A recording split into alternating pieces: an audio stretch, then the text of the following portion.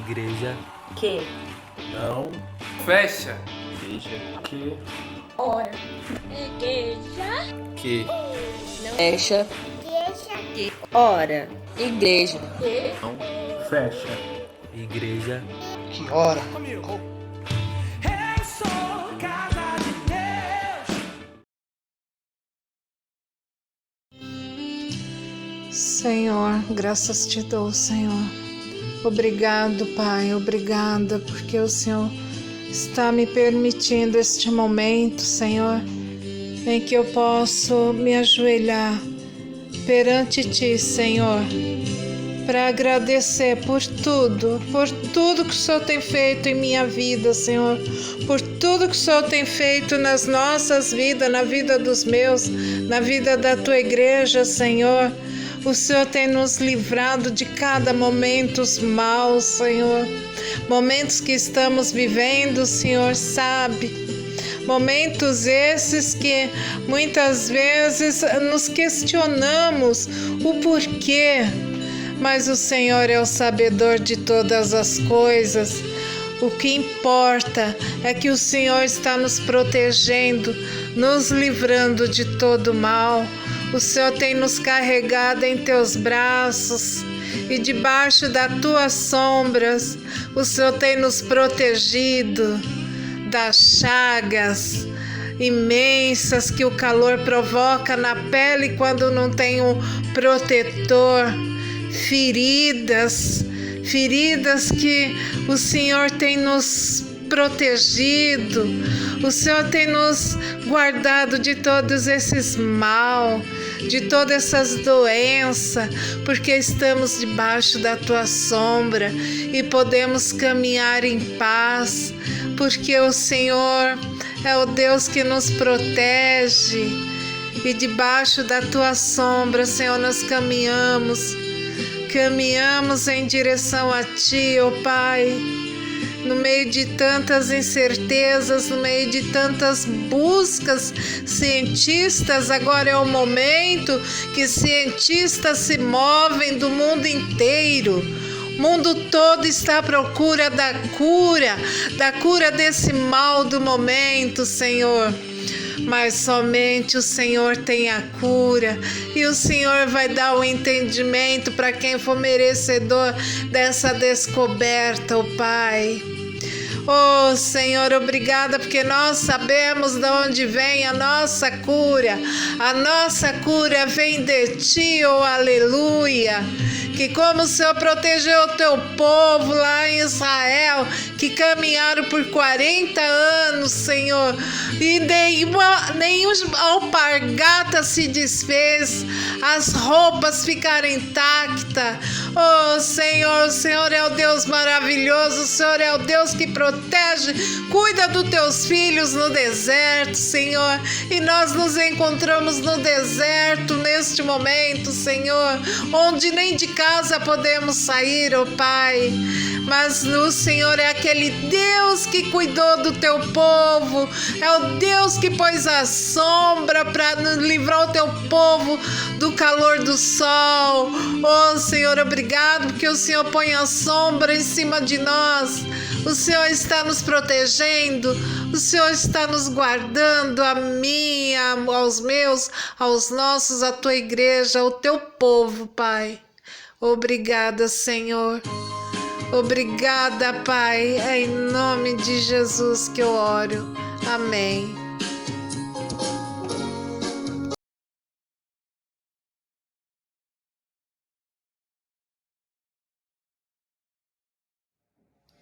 Nós vamos louvar ao Senhor com o cântico Ele Vem para Te Salvar.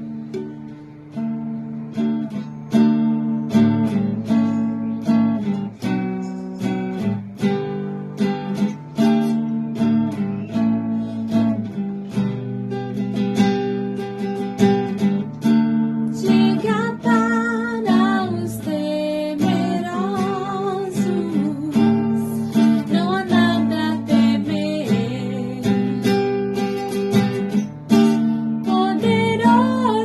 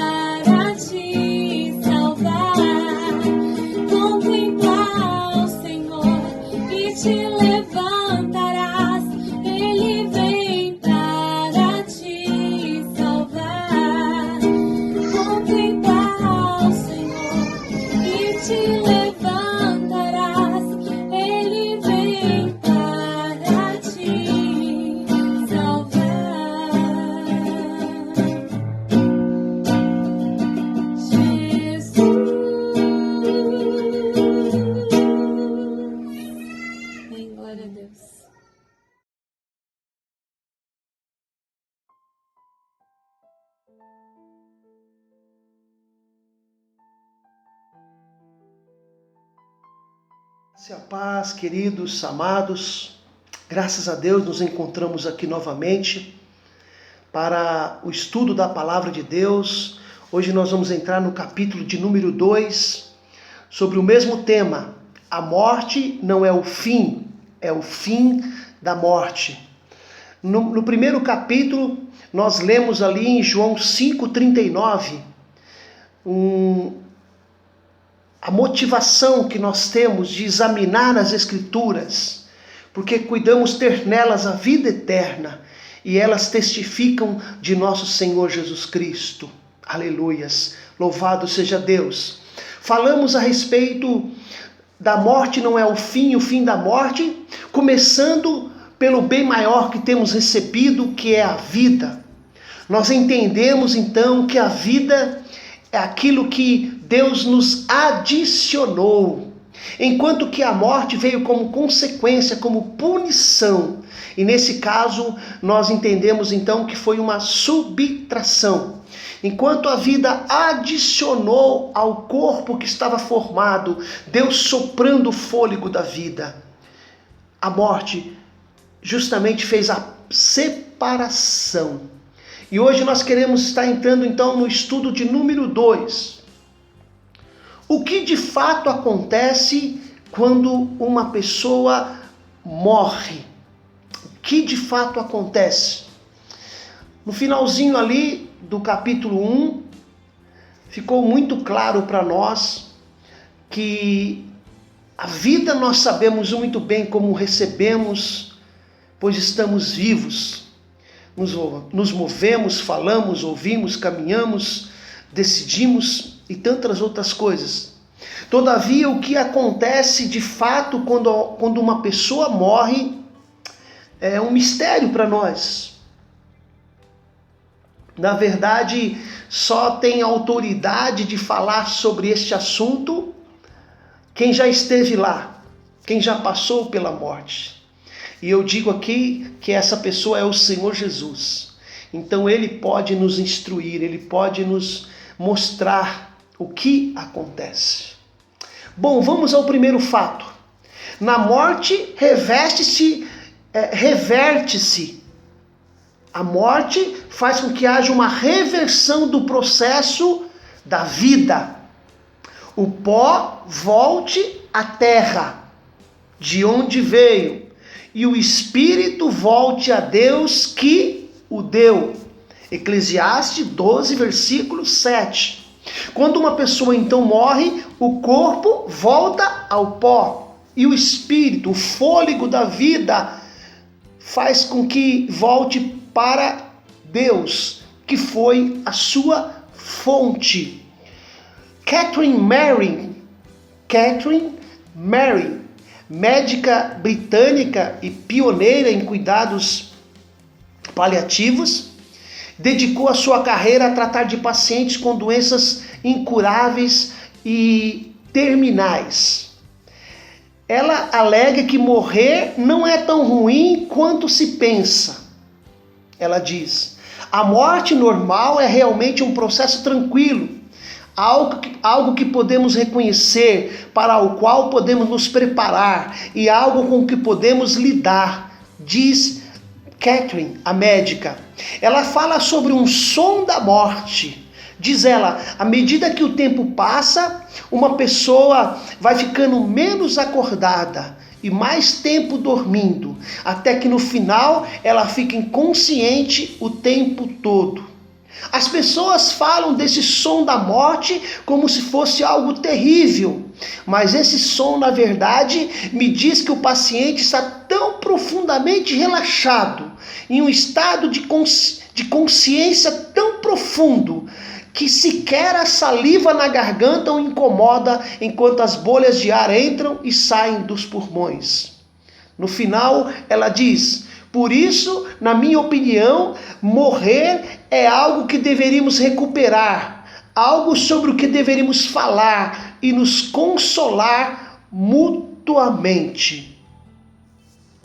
Aí está a opinião da médica doutora Catherine. O que realmente acontece depois da morte? Na revista espanhola El País, há uma abordagem do assunto intitulada A Morte Não é um Fato Pontual.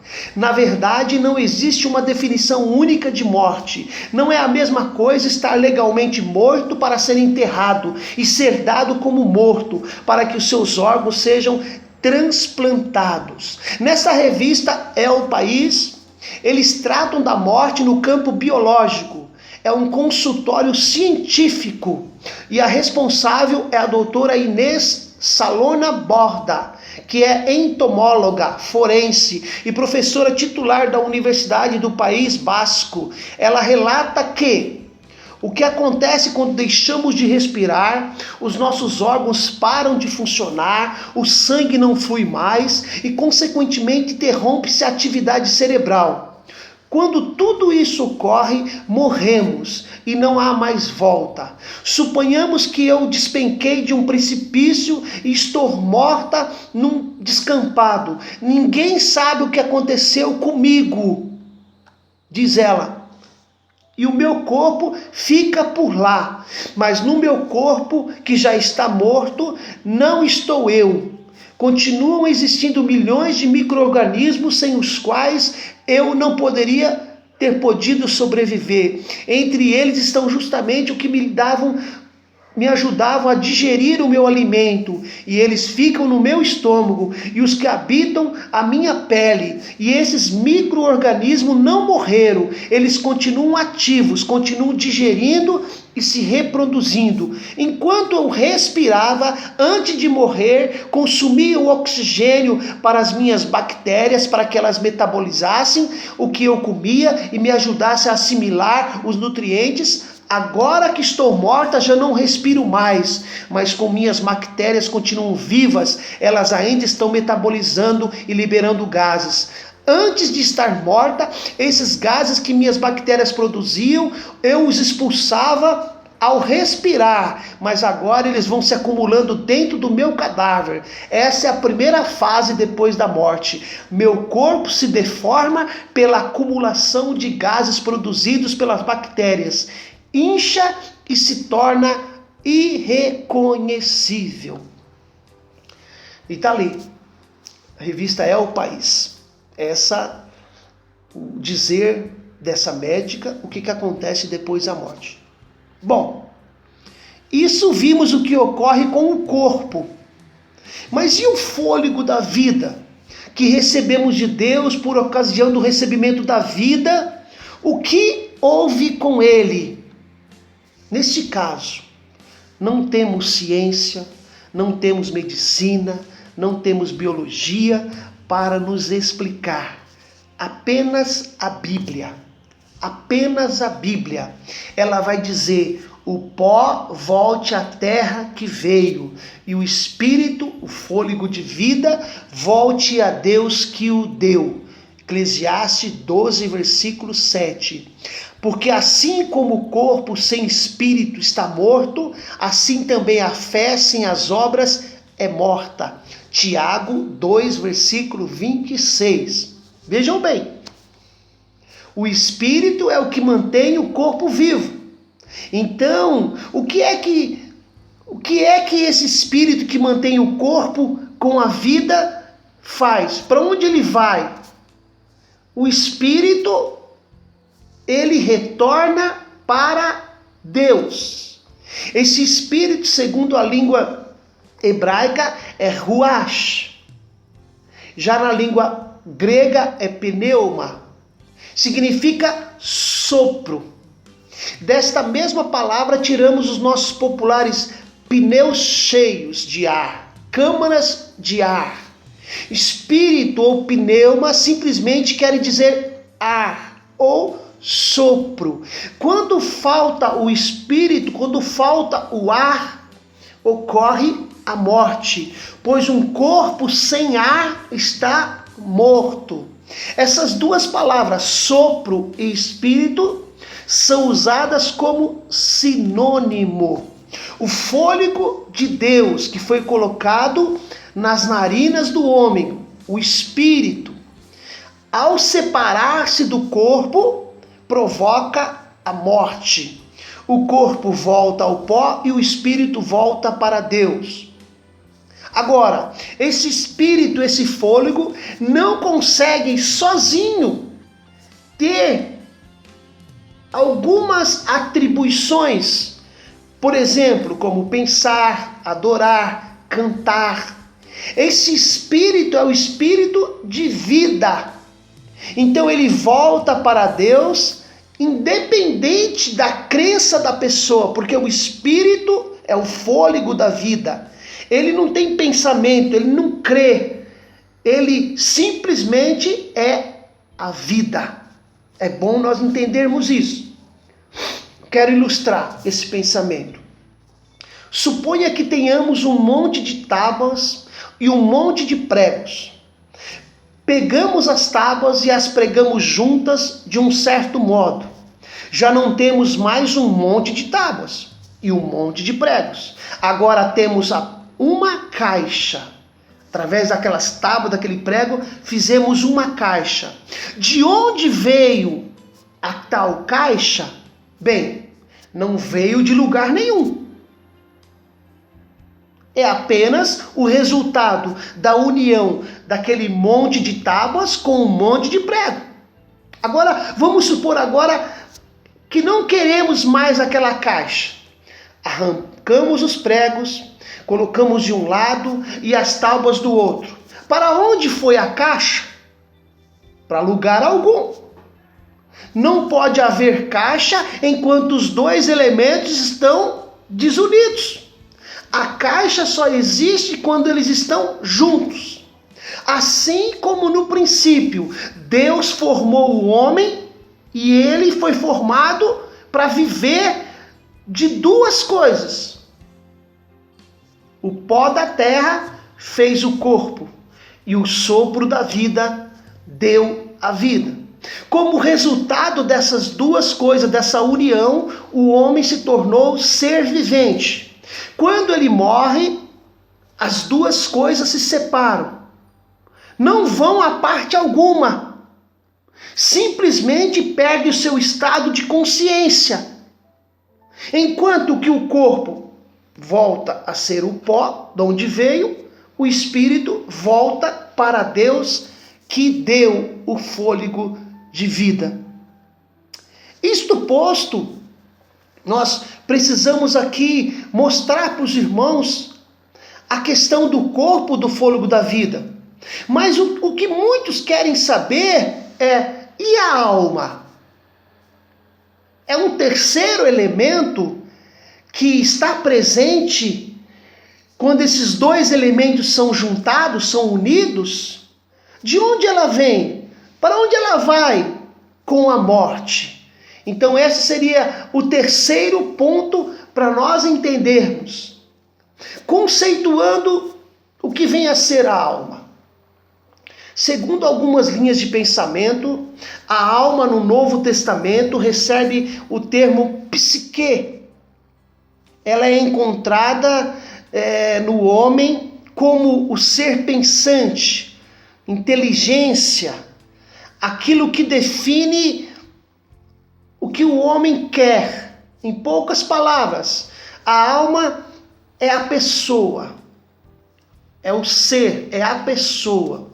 Estudando o texto de 1 Tessalonicenses 5:23, 1 Tessalonicenses 5:23, nós vamos poder extrair dali algumas conclusões acerca da formação do homem.